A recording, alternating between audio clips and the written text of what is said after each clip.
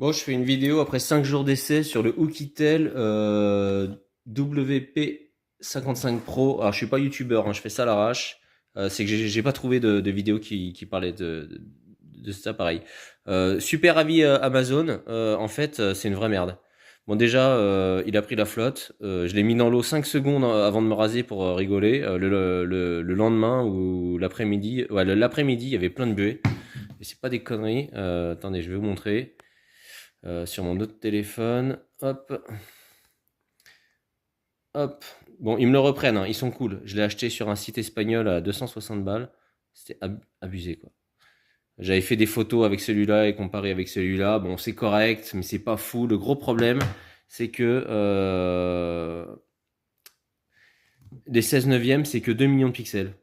Et de toute manière, même les 108 millions de pixels, c'est pas fou. Voilà. La reconnaissance, alors là, il va marcher, bah oui, voilà, il va marcher, bien sûr.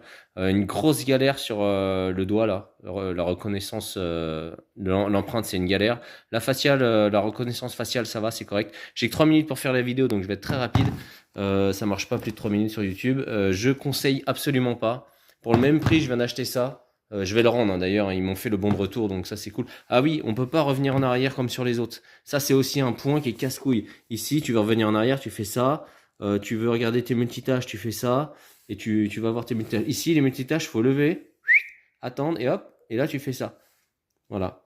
Flash résultat, pareil. Flash résultat, faut que je me reconnecte à chaque fois. C'est une vraie galère. Là, c'est pour quitter tout. Et là, tu peux pas revenir sur tes... Ah si. Et, ouais, bah c'est rare, hein. Bref, je conseille absolument pas. Qu'est-ce que j'avais? Déverrouillage. Vision nocturne, c'est un gadget.